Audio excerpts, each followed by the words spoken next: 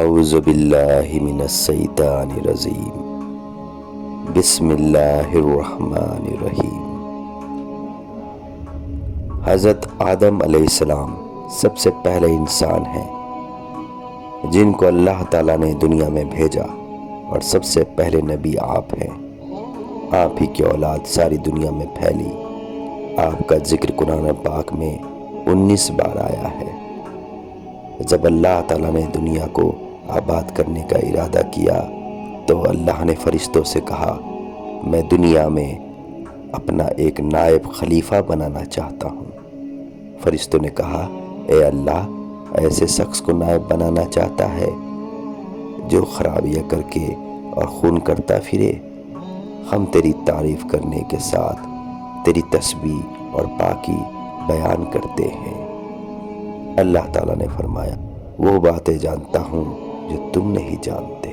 اللہ تعالیٰ نے حضرت آدم علیہ السلام کو سب چیزوں کے نام سکھا دیے، پھر ان کو فرشتوں کے سامنے کیا اور فرمایا، اگر تم سچے ہو تو مجھے ان کے نام بتاؤ۔ انہوں نے کہا کہ تو پاک ہے، جتنا علم تو نے ہم کو دیا ہے اس کے سوا ہم کو کچھ نہیں معلوم۔ پھر اللہ تعالیٰ نے فرشتوں کو حکم دیا، آدم علیہ السلام کو سجدہ کرو، تو وہ سب سجدے میں گر پڑے، مگر شیطان نے سجدہ نہیں کیا، اور اس کا ذکر پہلے بھی آیا ہے۔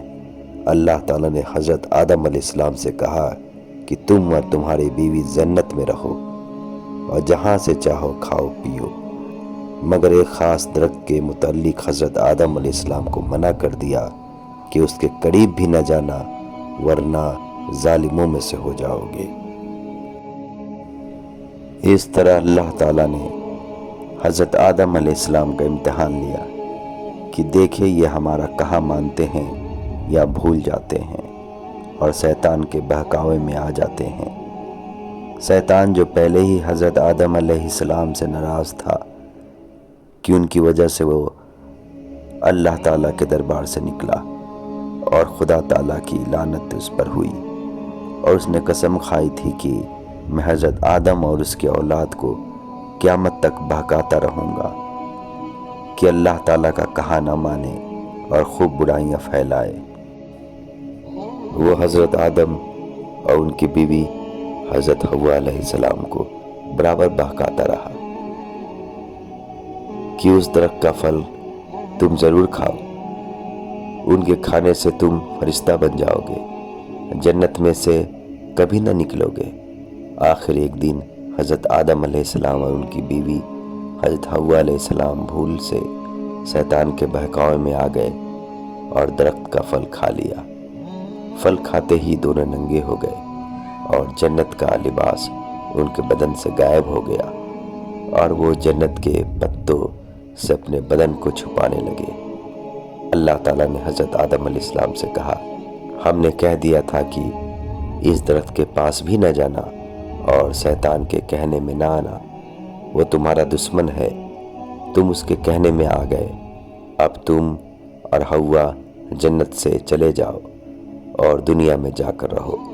حضرت آدم علیہ السلام کو جنت سے نکلنے اور شیطان کے بہکاوے میں آنے کا بہت رنج ہوا، اور وہ عرصوں تک اللہ تعالیٰ سے معافی مانگتے رہے اور روتے رہے کہ اللہ تعالیٰ مجھے معاف کر دے۔ آخر اللہ تعالیٰ کو رحم آیا اور حضرت آدم علیہ السلام کو یہ دعا سکھائی کہ اے ہمارے رب، ہم نے اپنے اوپر ظلم کیا اور تو ہم پر رحم نہیں کرے گا تو ہم بڑا نقصان اٹھانے والوں میں سے ہو جائیں گے۔ تو حضرت آدم علیہ السلام نے یہ دعا بہت گر گرا کر مانگی، اور اللہ تعالیٰ تو بہت رحم کرنے والے ہیں۔ جب کوئی بندہ گناہ کر لیتا ہے اور سچے دل سے توبہ کر لیتا ہے کہ اے اللہ، یہ گناہ تو مجھ سے غلطی سے ہو گیا، آئندہ ایسا نہ کروں گا، تو وہ معاف کر دیتے ہیں۔ چنانچہ حضرت آدم علیہ السلام کو بھی اللہ تعالیٰ نے معاف کر دیا، اور پھر کہا کہ تم اور تمہاری اولاد دنیا میں رہو، اور یہ بات یاد رکھو کہ جب میری طرف سے کوئی نبی علیہ السلام میری ہدایت لے کر تمہارے پاس آئے تو تم اس کا کہنا ماننا۔ جو میرے بھیجے ہوئے نبیوں کا کہنا مانے گا اس کو پھر نہ کوئی خوف ہوگا اور نہ کوئی غم ہوگا، اور جو لوگ میرے نبیوں کی بات کو نہیں مانیں گے اور ہماری آیتوں کو جھٹلائیں گے وہ دوزخ میں جائیں گے اور ہمیشہ اسی میں رہیں گے۔ اس کے بعد حضرت آدم علیہ السلام اور حضرت حوا علیہ السلام دنیا میں رہنے لگے، خوب جی لگا کر عبادت کی، عبادت کرتے رہے۔ ان کو بہت اولاد ہوئی اور دنیا میں آباد ہوتی رہی۔ حضرت آدم علیہ السلام اپنی اولاد کو یہی بات بتاتے رہے کہ تم کبھی شیطان کے بہکاوے میں نہ آنا، وہ ہمارا دشمن ہے اور ہم کو بری بات کرنے کے لیے بہکاتا رہتا ہے۔ ہمیشہ اللہ کی عبادت کرنا، سچ بولنا، کسی پر ظلم نہ کرنا، ایک دوسرے کے نیک کاموں میں مدد کرتے رہنا۔ آخرکار حضرت آدم علیہ السلام 900 سال زندہ رہ کر وفات پا گئے۔